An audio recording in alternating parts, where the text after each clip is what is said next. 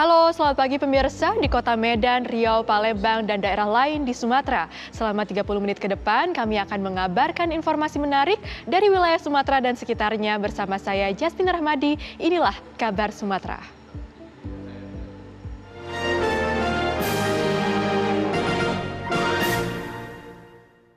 Tadi penasihat hukum saudara meminta waktu sebelum dimulai persidangan untuk saudara menyampaikan apa yang tidak saudara sampaikan. Silahkan. Dari sini aja. Di situ aja dulu. Apa yang mau disampaikan, sampaikan saja. Siap. Mohon izin yang mulia, terima kasih. Dalam kesempatan ini saya bisa bertemu langsung dengan keluarga besar almarhum Brigadir Yosua. Saya ingin menyampaikan turut berduka cita yang sedalam-dalamnya atas meninggalnya rekan saya, Brigadir Nofriansah Yosua Huta Barat. Semoga almarhum diterima di sisi Tuhan Yang Maha Esa serta keluarga diberikan kekuatan dan kesabaran. Saya juga berharap kepada Ibu Rosti Simanjuntak, Bapak Samuel Huta Barat, serta keluarga besar almarhum Yosua untuk dapat memberikan maaf kepada saya atas kebodohan dan ketidaktahuan saya pada saat terjadi situasi saat itu. Terima kasih yang mulia. Baik. Ya. Ya, nanti dulu. Kan tadi yang minta adalah terdakwa. Itu ya. Baik. Sudah didengar oleh orang tua korban. Nah, nanti kita akan lihat mereka bagaimana tanggapannya. Apa yang mau disampaikan saudara Kuat? Terima kasih yang mulia.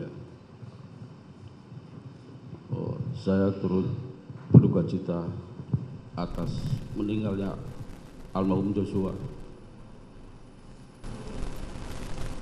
Dan semoga almarhum Joshua diterima di sisi Tuhan Yang Maha Esa serta keluarga besar diberi ketabahan dan kesabaran. Dan saya berharap biar proses pengadilan yang akan menentukan salah atau tidaknya saya, karena demi Allah saya tidak ada niat apa seperti yang didakwakan kepada saya. Terima kasih yang mulia. Terima kasih saudara terdakwa Kuat. Saya kembalikan kepada keluarga dalam hal ini Bapak Samuel Huta Barat. Apakah akan menanggapi dari permintaan maaf mereka? Oh, kepada Ibu. Silakan Ibu. Ibu mau menanggapi. Mohon Pak. Hakim yang mulia, saya boleh mengutarakan Silakan. semua yang ada di hati saya sekarang. Silahkan Ibu, Ya. silahkan. Di dalam kasus ini, Kuat Ma'aruf, skenario klien sangat hebat, sangat luar biasa saya lihat. Di dalam kasus ini, klien mengetahui semua, bahkan menginginkan daripada kematian anakku. Jadi kamu sama atasanmu, Ferdi Sambo dan Putri, sangat-sangat luar biasa skenarionya. Kebohongan. Di sini klien minta maaf. Sesudah anakku hampir 5 bulan tewas di tangan klien semua.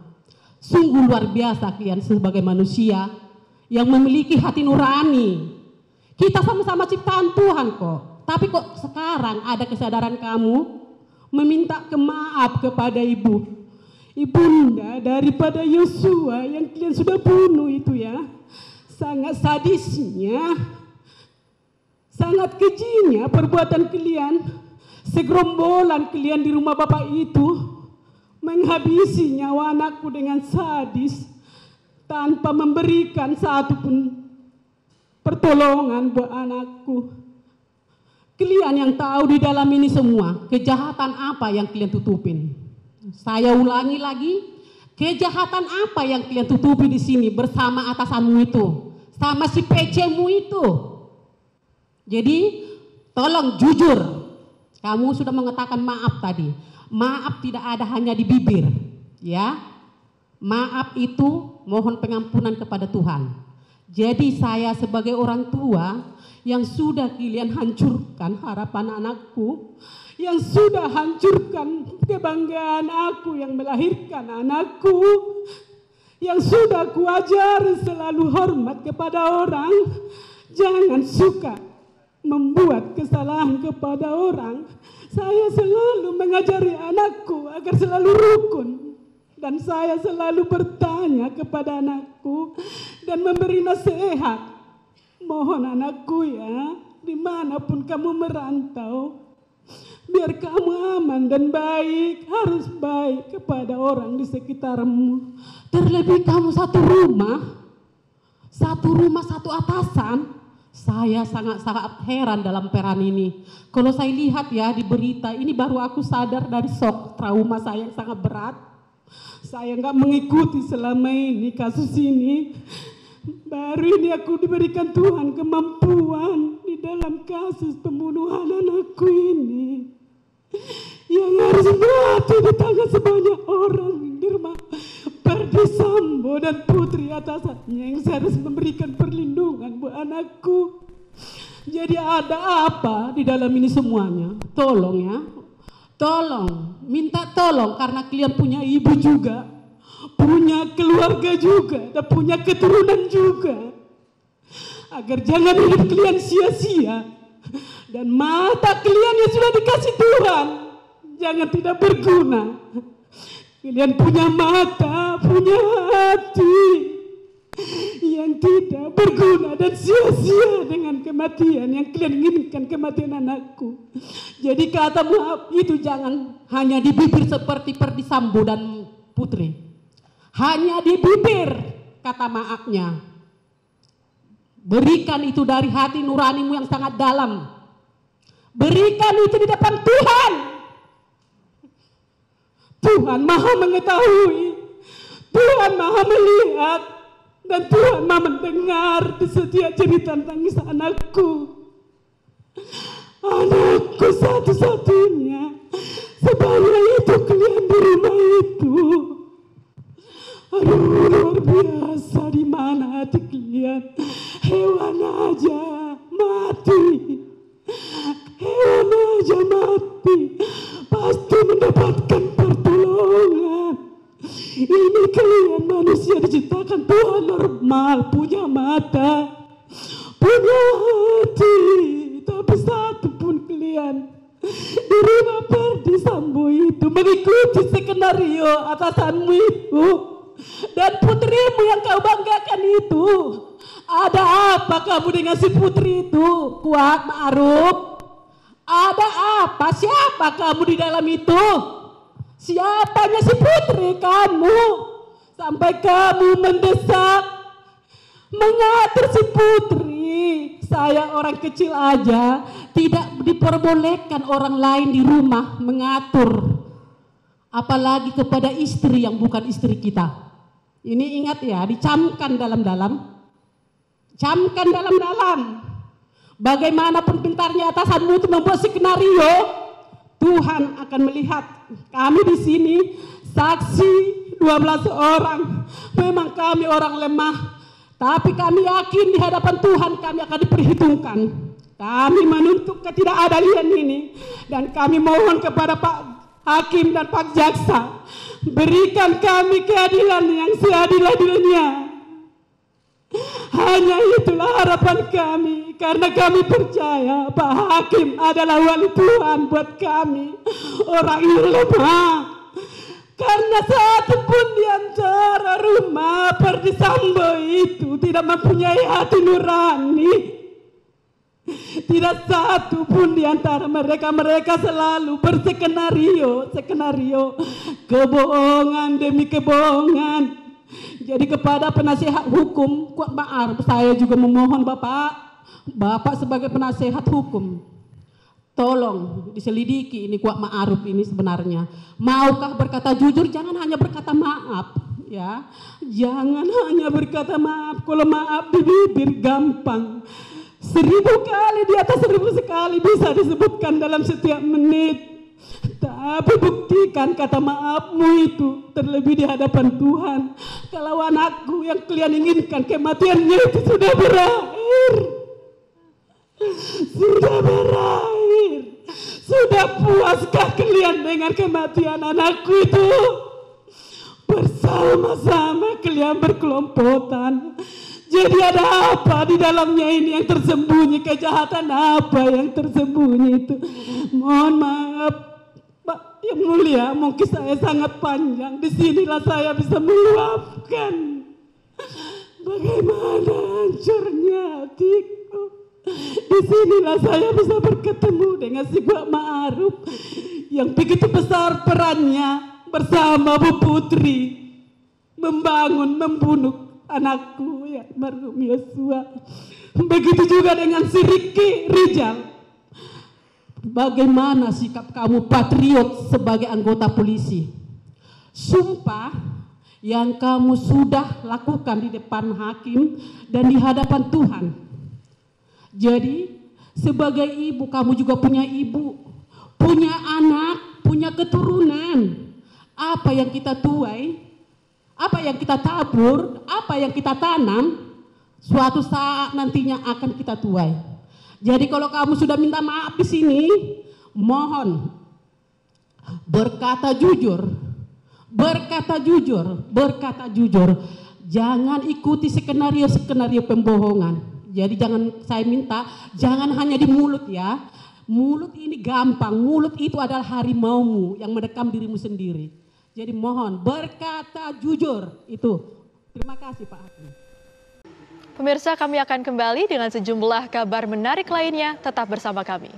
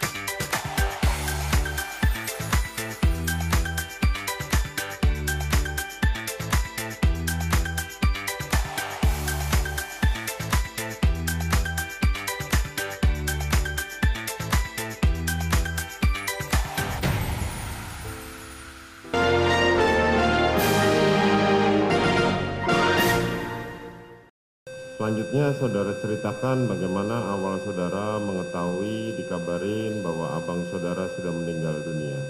Baik, Yang Mulia. Untuk pertama kali itu dikabarin oleh Bang Daden nelpon saya sekitar jam 7 malam lewat, saya lupa lihat berapa Yang Mulia. Untuk itu saya sedang di kos-kosan, terus beliau menelpon saya, dia berkata, "Dek, lagi di mana?" Saya jawab, "Iya Bang, saya lagi di kosan." "Perintah Bang," saya bilang. "Oh ya udah. Nanti kamu ke Biro Propos ke gedung Mabes ya, ke Biro Propos di Mabes." "Kenapa Bang?" "Udah kesana dulu, nanti kalau udah sampai sana kabarin saya." "Oh ya, pakai pakaian PDO." Awalnya dia berkata pakaian PDO, pakaian dinas olahraga. Terus, "Siap Bang," saya jawab. Telepon dimatikan, saya chat kembali ke Bang Daden, saya bilang, "Bang, izin ini pakaian PDO kan Bang?" Saat saya chat lagi, dibaca oleh beliau, ditelepon kembali, "Nggak jadi deh Jah, pakai PDL aja." "Siap Bang, buruan ya, ditunggu soalnya." "Siap Bang." Saya selesai mandi, saya mengecek lemari saya, ternyata PDL saya semua di laundry. Dan saat saya mau ngambil pakaian PDL saya di laundry, gerakan hati aja saya untuk datang ke Saguling, mampir. Dan kebetulan saat saya mampir ke Saguling, di situ bertemu dengan Daden, Bang Daden dan Bang Romer. Saat itu Bang Daden langsung menghampiri saya dan menyapa, "Kenapa belum pergi Jah?" Dia bertanya. Terus saya bilang, "Ya Bang, belum Bang, ini soalnya pedal saya di laundry semua." "Masih lama enggak?" Saya bilang, "Enggak Bang, tadi saya sudah nelpon orang laundrynya, sudah selesai kok, tinggal ngambil aja." Terus beliau langsung menggeledah saya dengan menanyakan, "Lu bawa SMP enggak sih?" Dengan megang pinggang saya sampai ke kaki-kaki saya. Saat dia sudah mengecek tubuh saya tidak ada, beliau memerintahkan saya untuk buka bagasi motor. Dibuka, diperiksa kembali, tidak ada. Terus beliau bilang, udah buruan deh ambil pakaian peda lu. Habis itu nanti langsung ke gedung Biro Propos. Kalau udah sampai sana, kabarin saya lagi, katanya gitu. Saya bang, saya buru-buru, sampai saya di Biro Propos, saya langsung ke piket penjagaan Biro Propos. Saya menanyakan, izin bang, saya diperintahkan ajudan Pak Ferdi Sambo, Bang Daden untuk ke Biro Propos. Yaudah langsung naik ke lantai 3 saja, ke ruang pemeriksaan. Saya naik ke lantai 3 ke ruang pemeriksaan karena di ruang pemeriksaan di lantai 3 itu ada beberapa ruang pemeriksaan. Saya nggak tahu, saya turun lagi, saya telepon lagi. Saya bilang, bang izin saya sudah di Biro Propos. Oh yaudah, ntar ya, dimatiin teleponnya, terus dia mengirim nomor Bribda Novrianto. Saya telepon abang itu, saya bilang, bang izin saya sudah di Biro Propos di lantai 3. Oh yaudah tunggu bentar. Beliau datang, saya duduk, nunggu. Saat menunggu itu berpindah-pindah tempat beberapa kali dari lantai 3 ke lantai 1 dekat piket penjagaan Biro Propos. Dari piket penjagaan Biro Propos pindah ke kantin, dan saat dari kantin baru masuk ke dalam satu ruangan. Saya tidak tahu persis nama ruangan itu apa, dan di dalam ruang itu saya bertemu dengan Pak Beni Ali, Brigjen Beni Ali Karo Propos. Saat itu saya bertemu Pak Beni Ali yang menanyakan, apa betul kamu adik dari Nofriansah Yosua? Saya jawab, siap jenderal, saya adik kandungnya. Terus beliau langsung mengatakan, abang kamu telah meninggal dunia. Terus dia menceritakan kronologinya bahwa sepulangnya dari Magelang ke Jakarta, sampai di Jakarta ibu naik ke atas tempat kamarnya, abang kamu masuk ke dalam kamar ibu melakukan pelecehan dan melakukan pengancaman kepada ibu. Saat itu ibu teriak. Saat ibu teriak didengar oleh beberapa ajudan, tetapi yang saat itu yang merespon teriakan ibu adalah Richard.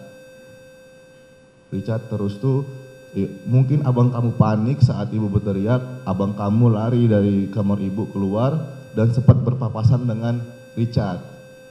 Saat berpapasan dengan Richard bertanya, ada apa bang?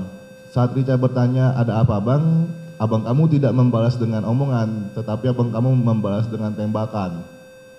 Dan beruntungnya Richard dapat menghindari tembakan abang kamu dan membalas tembakan abang kamu mengenai dada. Abang kamu sempoyongan, mungkin dia keliengan, terus tuh nembaknya secara brutal tidak jelas, terjatuh dan meninggal dunia. Kemudian yang saudara ingat adalah tanggal 7. Coba saudara ceritakan bagaimana peristiwa tanggal 7 itu. Atau enggak begini, saudara tahu kalau pas tanggal 3 itu sampai tanggal 8 korban ada di Magelang? Tidak tahu yang mulia, saya Tidak tahu tanggal 7 itu. Tanggal 7, coba ceritakan peristiwa tanggal 7. Jadi tanggal 7 Juli 2022, mendiang menelepon saya melalui telepon suara via WhatsApp sekitar jam 20 malam. Jadi saya kebetulan dinas malam, terus saya mendapat satu panggilan tak terjawab. Kemudian dia menelepon lagi tapi terputus. Terus tiba-tiba langsung terdaftar 4 panggilan tak terjawab, padahal tidak ada masuk telepon itu, tapi tiba-tiba terdaftar. Setelah itu dia nelpon lagi jam setengah 9 malam. Saya angkat, lagi di mana dek? Dia bilang gitu. Lagi dinas malam bang. Kenapa? Kurang ajar, dia bilang gitu. Karena saya mendengar ada kata-kata kurang ajar, jadi saya banyak teman-teman dinas, saya mencari tempat yang nyaman untuk berbicara. Terus setelah itu saya tanya lagi, kenapa tadi bang? Kurang ajar orang ini, dia bilang gitu. Kurang ajar gimana? Saya bilang, ibu sakit, aku dituduh bikin ibu sakit, dia bilang gitu. Sakit apa? Nggak tahu saya, dia bilang gitu. Terus aku diancam, dia bilang gitu. Diancam kayak mana? Saya bilang, berani kalau naik ke atas ku bunuh kau, dia bilang gitu. Siapa yang ngancam? Saya bertanya. Squad di sini, dia bilang. Emangnya abang ngapain ibu? Saya bilang. Abang ada pukul ibu? Saya bertanya seperti itu karena tidak masuk akal yang mulia. Terus, ya enggak lah dek, dia bilang gitu. Ya udah kalau abang nggak salah, abang jangan takut, saya bilang.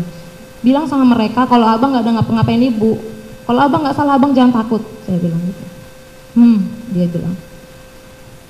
Abang sekarang di mana? Saya bilang, lagi di Magelang. Yaudah ya dek, nanti abang kabarin lagi. Itulah yang mulia. Oke. Selanjutnya, ada besoknya atau berapa jam kemudian dia menghubungi saudara? Tanggal 8 Juli yang mulia. Ya. Sore hari jam 16:10. Saya mendapat 4 panggilan tak terjawab. Waktu itu saya dalam perjalanan dari Bangko membeli perlengkapan rumah. Kemudian sampai di rumah saya telepon balik karena saya mendapat panggilan tak terjawab. Saya telepon balik, tetapi terputus. Nah, kemudian saya lupa jamnya. Kemudian saya chat lewat WhatsApp. Ada apa bang? Adek baru pulang dari Bangko beli Pampers Geva keponakan saya. Itu jam 16.25. Awalnya checklist 1. Terus padahal nomor mendiang tidak pernah checklist 1. Terus tiba-tiba centang biru 2 sudah dibaca, di read. Kemudian saya tunggu-tunggu balasan, tidak ada balasan. Akhirnya saya telepon jam 16.31. Diangkat berdering, terus kenapa bang? Saya bertanya. Nanti adek, nanti abang kabarin lagi. Itulah yang terakhir yang mulia. Itu yang terakhir. Apa itu 16.30 saudara sempat berkomunikasi dengan korban ya?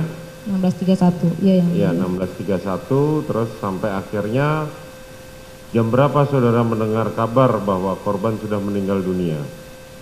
Kemudian mendengar kabar itu, sebelumnya saya nelpon lagi sekitar jam 9 malam, tapi sudah tidak masuk. Saya chat, ping, P gitu, tidak checklist 1.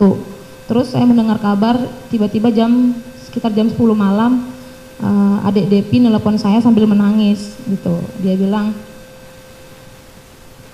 kak abang ditembak kak, dia bilang gitu. Terus saya bertanya, ditembak kayak mana? Saya bilang. Terus abang sekarang di mana dek? Abang dia lagi diotopsi kak. Mendengar itu saya langsung menangis ya. Pemirsa, kami akan kembali dengan kabar lainnya usai jeda.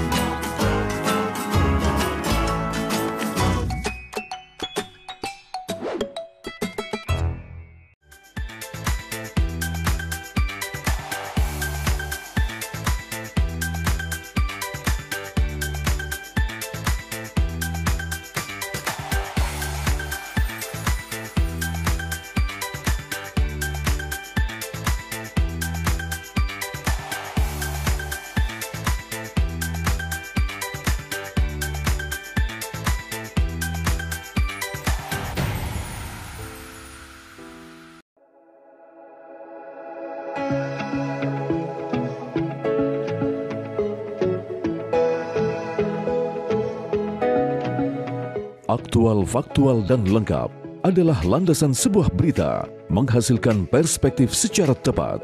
Dengan dukungan teknologi terkini, hadir untuk Anda tvOneNews.com sebagai platform terintegrasi antara broadcast newsroom dan media digital.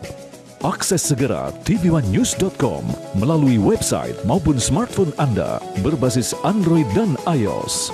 tvOneNews.com. tvOneNews.com, portal web terintegrasi, aktual, cepat dan lengkap, menyajikan berbagai informasi dengan inovasi digital terkini, berbagai kanal unggulan untuk Anda kunjungi, news, daerah, lifestyle, religi, dan kanal khusus G20. tvOneNews.com, aktual, cepat dan lengkap, layanan konten digital terbaik untuk Anda. Kamu lagi chatan sama siapa sih sayang? Kok serius banget? Aku lagi nonton sinetron Mas di TV streaming. Habis aku males nonton di TV kita, gambarnya banyak semua. Sayang, sekarang kan siaran TV udah digital. Tinggal dipasangin set-top box-nya, langsung nyala. Ih, keren banget Mas. Aku pindah nonton di TV aja. Lebih enak nonton di TV kan daripada di handphone, nanti sakit matanya. Udah gitu siaran TV digital ini banyak banget pilihan programnya. Bersih gambarnya, jernih suaranya, canggih teknologinya. Siarannya gratis dan nggak pakai kuota internet. Sukseskan migrasi digital, siaran TV digital. Keren!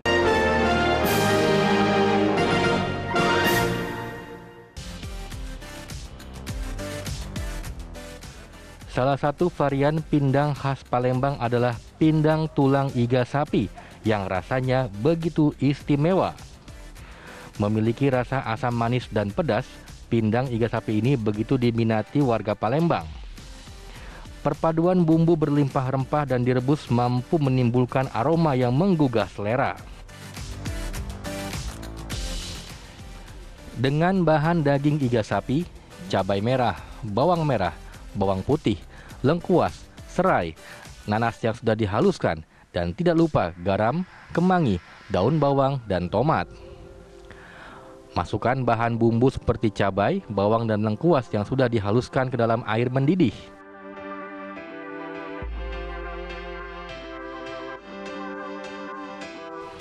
Kemudian masukkan daging tulang iga sapi yang telah bersih dan tunggu hingga daging iga menjadi lembut.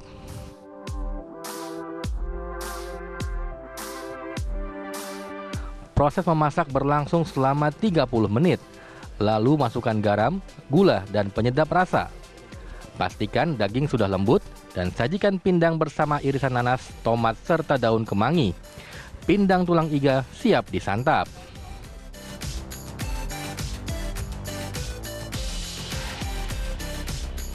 Pindang di sini semua bumbunya kerasa Mas. Ada asam, gurih, pedas, sama manis, dan rasa dari nanasnya itu sendiri sangat terasa di kuahnya. Jadi sangat pas sekali untuk jenis pindang ini Mas. Ini pindang apa Mbak? Kebetulan saya lagi order pindang tulang. Tulang. Kita membuat pindang tulang atau iga. Untuk bahan-bahannya apa itu?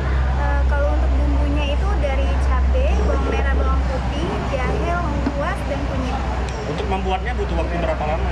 Sekitar 30 menitan biar agak empuk dagingnya. Bedanya dengan pindang biasa apa? Kalau perbedaannya itu kalau pindang kita itu pakai nanas sama kemangi, jadi agak lebih enak. Pindang tulang iga sapi ini selain di banyak tempat, bisa juga Anda nikmati di kedai Pasha dengan harga cukup terjangkau, hanya Rp45.000 per porsi. Selamat mencoba! Dari Palembang, Sumatera Selatan, Ganda Kopatra TV One mengabarkan. Informasi tersebut menutup kabar Sumatera hari ini, pemirsa. Saya Jasmine Rahmadi, mewakili kru yang bertugas. Pamit undur diri, terima kasih dan sampai jumpa.